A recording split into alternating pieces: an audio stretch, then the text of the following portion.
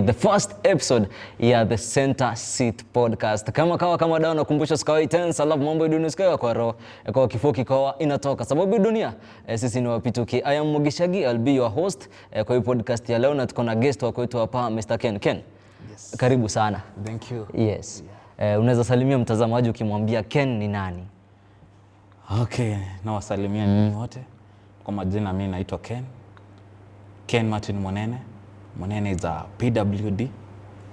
Nimechampion PWD for the last 32 years. Nimekuwa nayo. Nimeipenda. Nayo imenipenda zaidi. Yeah. Umesema for the last 32 years, ni kumaanisha ulizaliwa na ulemavu ama ilikuja? Yeah. Mimi kama Ken nilizaliwa na condition tunaitanga hemophilic. Hemophilic ni unaweza pata ni ugonjwa ya kuvunja damu na inaweza affect sana your joint zenye zimenifanya saizi nikakuwa mlemavu.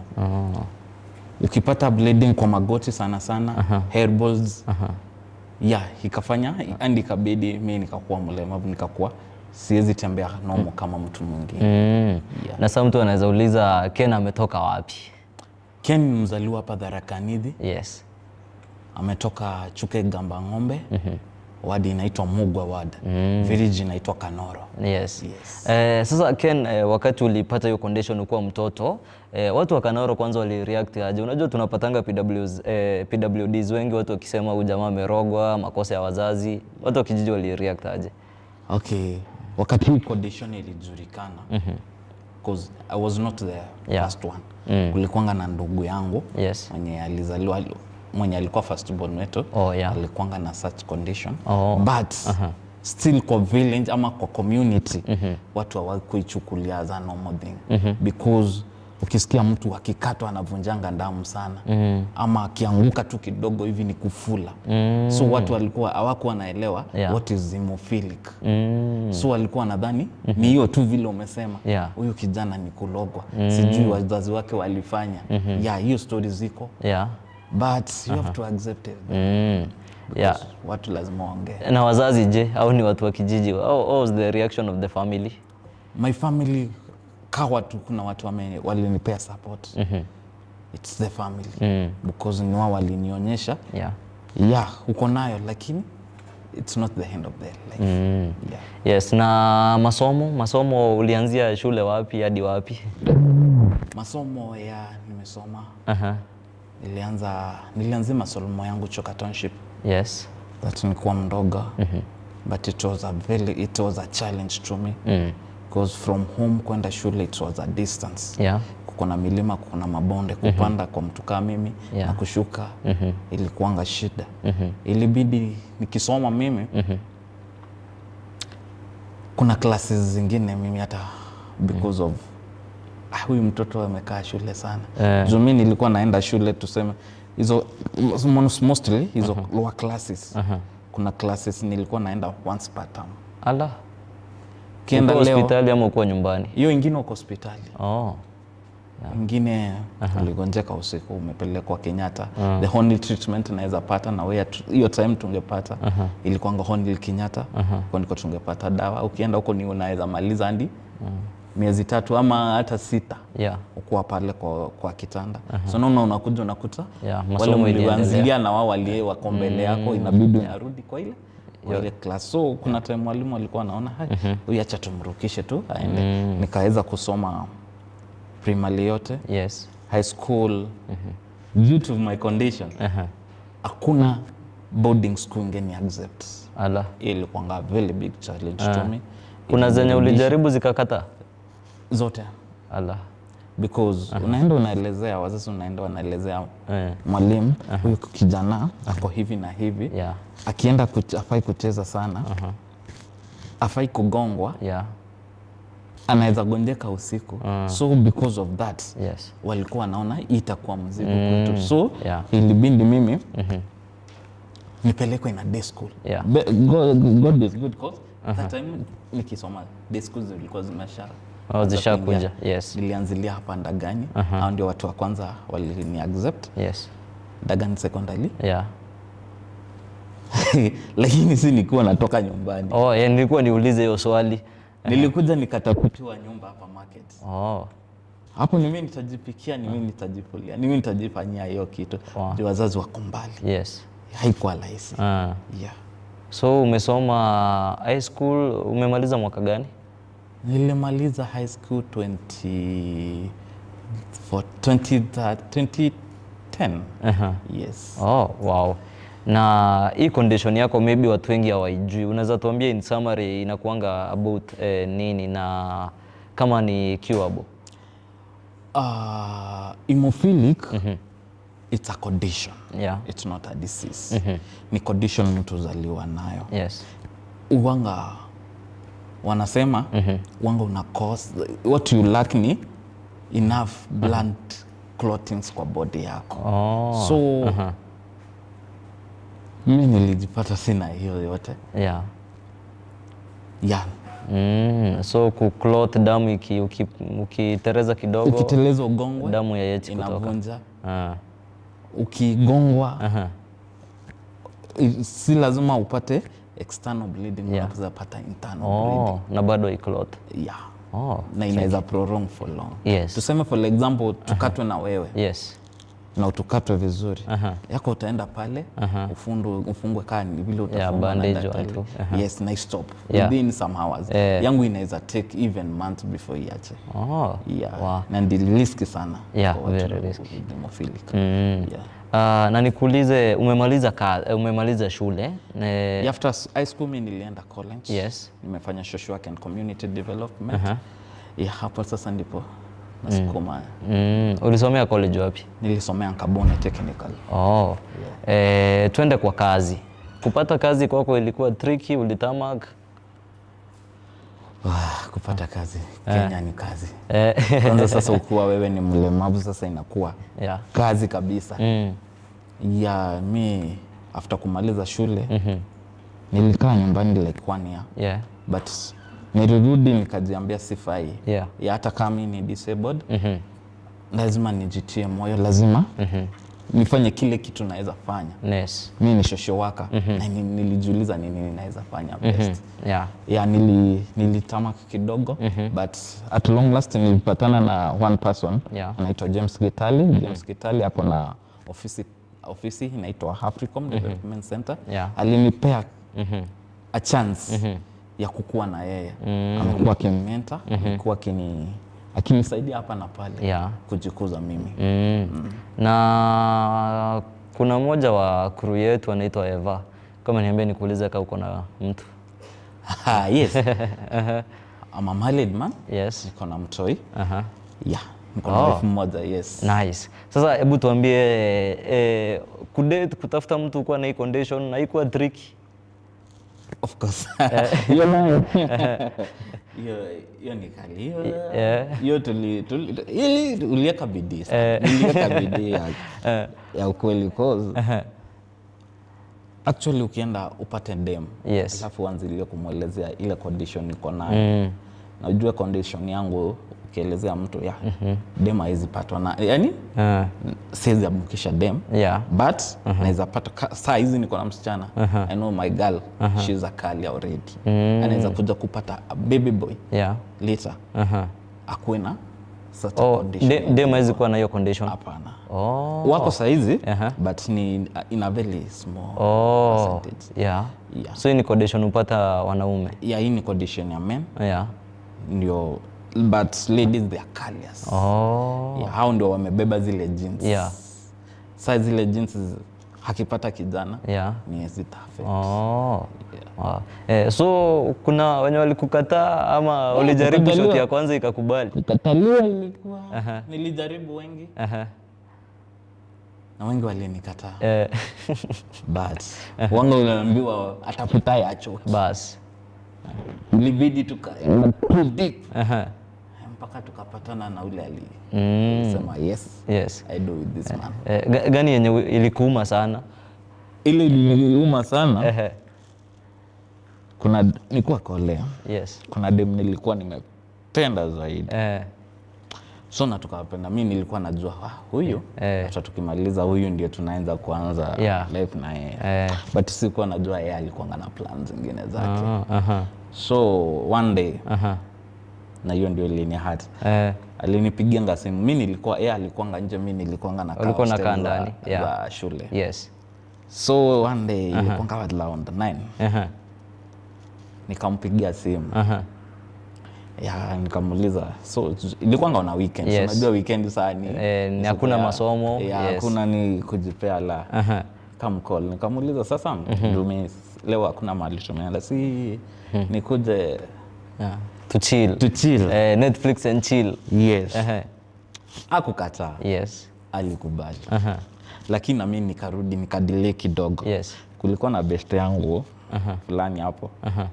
Nikamwambia juu ilikuwa ka distance. Yes. Si unipeleke kwa hiyo kwa mtu wangu.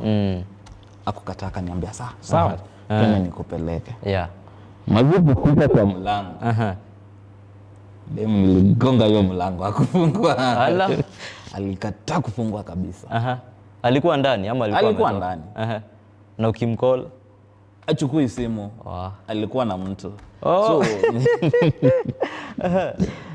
So mimi sikujua sasa alikuwa anataka mimi nikuje nijue akona ngoma na ama mtaki ama ilikuwa ngapi. So hiyo hata wa leo hujahili. Sijawahi hili. Inauma. Hiyo inauma. So kutoka hapo tu ulirudi na muri wako. Mazee, na unaona sasa muri wako atakuwa akikuchukua. Unajua ni beta kama ulienda peke yako. Ungenyamazia. Ungekuwa peke yako utanyamazia tu, itaenda kuume huko mbele. Lakini mkono muri wako. Ushaichunguza malio demo alienda saa hizi? Hapana. Hata ulimaliza mambo zake. Nilimaliza story zake kabisa. Wow. Yes, na huyu mwenye alikubali na akakuwa bibi, mlipatana na yeye aje? Still tulipatana kule. Yeah. Nika have time to nikashare vile nilishare na huyu mwingine. So yeye akasema sijaoa hapa karibu, nimeoa Baringo County. Baringo? Yes. Yeah. Nikana yeye akamuelezea vile niko. Yeah. Alikuwa mtu wa Mungu, that side, thank God. Yeah. Si akasema yes Ken. Mimi nimekuchukua vile ulivyo. Yeah. Na nataka you build this together. Now it's my done, tuko na miaka 3 pamoja. Wow, congratulations. Tuko na mtoto wa miaka 2. Yeah. Wow. Yes, turudi kwa kijiji sasa. Hao watu wa kijiji walikuwa wanaongea huko mdogo. Sasa venye uli grow up bado wanaendeleanga kuongea ama walinyamaza? Nilikuwa mdogo, hata kuna wale walikuwa wamesema siwezi fikisha miaka 10. Wengine wakasema huyu after kitu 20 years hatakuwa na sisi. But saizi nimesema niko kitu 32 saizi. Yes. Wanaona bado na exist. Yeah. Bado I'm doing even things that others are not doing. So siku hizi wameanza kuichukua positively. Wanaona mtu kama mimi anaweza ishi na anaweza fanya vitu kama any other person. Yeah. Na uko high school pale hadi mtu mwenye ana condition kuna kuanga na bullying. Sijui kama wewe uli experience bullying na sababu ya condition. Bullying ilikuwa? I remember nilikuwa primary. Juu watoto walikuwa wameelezewa vile niko. Yes. Yeah. Mmoja alisema acha nifanye experience, acha nionekane ni ukweli. I remember hapo Chuka Township kulikuanga na flag post. So sijui tulikuwa tunacheza tu. Juu ukiwa mtoto tu utacheza tu. Utacheza, yes. Alichukua kijiti. Wow. Out of the blues tu hivyo tu. Acha nione kama ni ukweli vile tunaambiwa. Nakwambia hapo masomo ilikatikia hapo. Juu there was no otherwise. Nilikuwa tukimbia Kenyatta. Juu mkono imefula into an extent that pini ni kubwa. Na kuanga na another option. So ilibidi twende Kenyatta. Kenyatta. Nilimaliza miezi 2. So unaona sana nimekuja tena. Wao waliendelea na masomo, mimi nakuja tu. Narudi nyuma. Ngangana tu. Vile itaingia. Na your religious life. Umesema bibi ni mtu wa Mungu na wewe? Mimi nimelelewa kwa life ya kimungu yani. Yes. I'm a Christian. Yes. Mimi ushiriki na PCA. Na hapo kwa kanisa washaingilia mahali watu wakisema huyu jamaa amerogwa kitu kama hiyo? Hapo kwa kanisa sijawahi patana na hiyo shida sana. So kuna watu real kwa Mungu. Yes. Na huku nje kwa society watu wakitafuta kazi, umetuambia ilikuwa ngumu sana kupata kazi. Ulikuwa unapata ugumu wa kutafuta kazi sababu ni ngumu kama Wakenya ama juu ya condition yako? First ni ngumu kama Wakenya. Yes. Hapo utuwezi itoa. Alafu condition yako peke yake inaweza inanilimit already. Yeah. Kuna zile kazi zenye huwezi fanya? Kuna kazi siwezi fanya. Yes. Na huku nje stigma iko aje ya watu? Stigma ni kubwa but tuseme already ukisha accept the way you are. Yes. I think hata nini kuja. You'll know how to handle everything. So bullying huku nje umeizoea? Bullying huku nje ongea tu. Hiyo ni yako. Na mimi nifanye yangu ile najua. Yes. Na after umeanza kufanya kazi na Africom, umeachieve vitu kama gani? Yes. Hapa kwa achievement za mimi kaa pale Africom, nimeweza kuhold a lot of PWD mkono. Nimeweza kusaidia wengi. Wengi wamesaidika through what I do. Cause mimi nikilala nikiamka huanga nafikiria kitu moja tu kwa life. Kuna mtu mwingine ako kama mimi. Ama mtu extremely bad like more than me. So huyo ndio mtu wanga nafikiria kwanza. Na nikipata a chance ya kumsaidia namsaidia na roho yangu yote. So kuna program niliona uko nayo, unaweza tuelezea ni about nini? Niko na program inaitangwa BRAD, Breeding Led Able Differently. Hii program nilikaa chini through my friends hata wao, juu si mimi peke yangu. Nikaanzisha hiyo program ndio iweze kusaidia other PWD like kuwatafutia kani anything that they need kama clutches, wheelchairs. Kuna wale wangana kama dem nasaidia na sanitary towels. Na ukitembea mitaa unapatanga kuna PWDs wako kwa barabara wanaombaomba. Kunakuwa na speculations, wengine si genuine, wengine ni genuine. Wewe kama member wa PWD, maoni yako ni gani? Sometimes kukua PWD si kutaka kwa mtu. Na kukua pale wengine wao, kuna wale wanatumiwa na watu.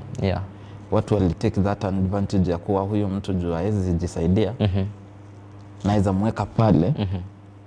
Akuwe ni yeye atakuwa akinitafutia pesa zangu, which is very wrong. Hiyo kitu hata wa leo ni wanga nasema nikipatana na mmoja tu tutasimamia kotini. Na kuna mwingine ana any other way ya kujitafutia. Cause mi wanga nasema na vile naonanga live, we are created differently, we are able differently. So hiyo knowledge yangu maybe ndio unisaidia napata food. But kuna yule ana hiyo knowledge kaa yangu. So sikupenda kwake huyo mtu. So ukipatana na yetu msaidia. Kaa anaomba akiwa na hiyo law, si kutumiwa anatumika. Na kuna vile tunaweza wa differentiate? It's hard. Jua PWD is a PWD. So hauwezi jua ni genuine. Ni vile tu najua unaweza pata. Kuna time chuka walikuwa wameletwa wengi. So hatukujua ni nani walikuwa. Nilifanya investigation, sikujua ni nani alikuwa amewaleta. Juu walikuwa wengi. Na ulikuwa unaona watu wanakuja after some majioni. Wamedisappear unashindwa wameenda wapi. Na serikali, do you think inafanya enough kusaidia PWDs? Tunaonanga kuna hii tax evasion, vitu kama hizo. Kuna institutions wanasema lazima kukuwe na infrastructure yenye PWD anaweza tumia. Do you think wanafanya enough? Tuseme hawaja. Maybe kitu 50% wamefanya. Na hii ingine 50 bado. We are pushing. Kuone kama itawahi kuwaka. Nini hiyo yenye unadhani wanafaa waangalie zaidi? Mtu wa PWD saizi tunafaa kuwa tuko na institution friendly kwa wao. By that you mean? Nikisema tuseme mali wanaenda kusema tuko PWD ni type mingi. Kuna ule atembei, kuna ule ski. kuna ule aoni. So hivyo wanaweza fanywa institution, tufanywa institution mahali pamoja. Yes. Tujue huyu mtu aoni naweza mpeleka pale. Hiyo nini shule na isikuwe hata wanalipa yeye. Yeah. Juu most of parent wale wako na watoto PWD hata wengi hawaendangi kazi. Wako pale kwa nyumba. Yeah. So hivi tunaweza pata hizo shule wapelekwe pale wasomeshwe. Alafu later after wamemaliza shule acha wakuje wapate hivi uko na hiyo knowledge, uko na experience, pata kazi through government. Asiguje kutamaki kwa huyo mtu mwingine. Yeah. Juu hata hiyo kazi ya kutamaki kwa PWD ni kazi. Yeah. Na kuna wale wazazi wenye wakipata mtoto ni PWD huwa wanamficha, watakangi atoke nje, interact na community, society ijue. Mbona inakuanga hivyo, na advice yako kwao ni gani? Hiyo inakuanga mbaya. Cause mtu kama mimi nilifichwa. Yeah. Singepatana na mtu kama Gitari Animente. Yes. Wakati sasa umeficha yule mtoto, umemnyima opportunity ya kugrow na kulearn. Yes. So mimi ukiniuliza hiyo wazazi wale wanafanya hivyo, hawafanyia watoto vizuri. Acha tutoe huyo mtoto nje, akuwe exposed. Hata yeye learn ile kitu anaweza fanya. Yeah. Na I believe akilana itamsaidia na itasaidia hata mzazi. Juu tumeona wengi, tunaona watu kama kina Makarena. Yeah. Wako kwa wheelchair. But I think ni one of the most vocal people hapa. Yes. Yeah. Wow. Ken, mtu anaweza uliza ni institutions gani zenye ziko PWD friendly na hizo zingine wanaweza fanya nini ndio zikuwe PWD friendly? Yeah, acha niseme ile najua kwa Tharaka Nithi ni moja kama Tungu for Bride. Yeah. Hiyo nimewahi tembea hapo na nikaona ile kazi wanafanya ni kazi poa. Yes. Ya na sasa tukuje kwa institution ka Chuka University. I don't know. Sijaifanyia nini. I don't know kama mko na hizo services za PWD vizuri. Yeah, okay, tuko na parking zinakuanga sawa. Classes, kuna ramps, kuna lift kwa zile building. Kuna place nimetumia stairs nikiingia.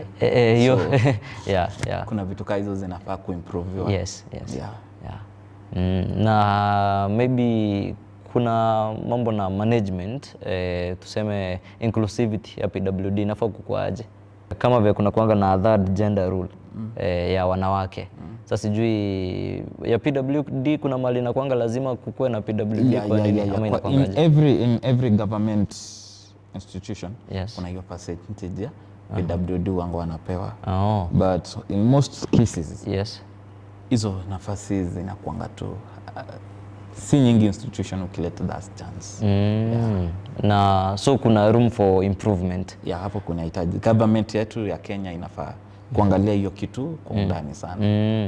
Yes, na huo unasaidia watu na sometimes mtu anaweza feel naweza saidia mtu and then maybe nioshwe ama ikue kuna the legal way ya kusaidia mtu. Sisi nimesema mimi nafanya kazi na Africom. Yes. Africom is a grassroots organization.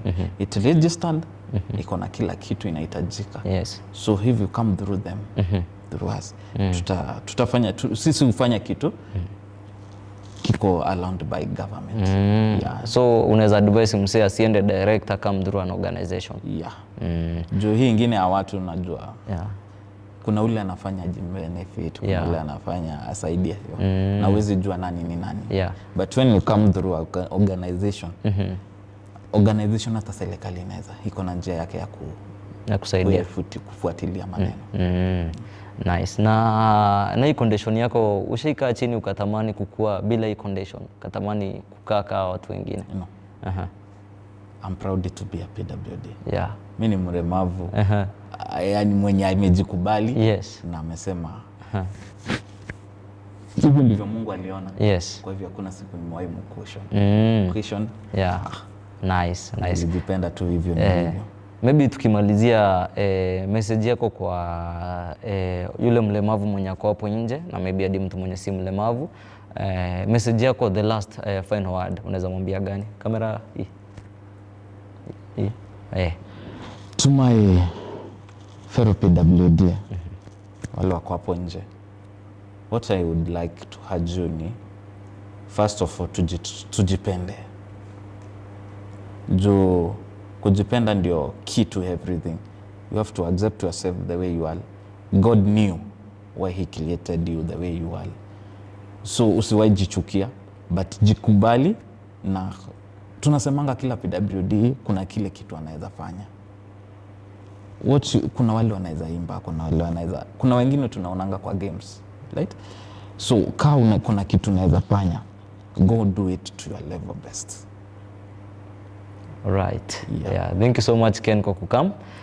Maybe unaweza ambia msee, kwa wase wenye wako hapo nje, maybe mtu anaweza taka kukufikia, maybe unaweza mwambia ofisi zako mahali ziko na namba ya kazi na maybe social media.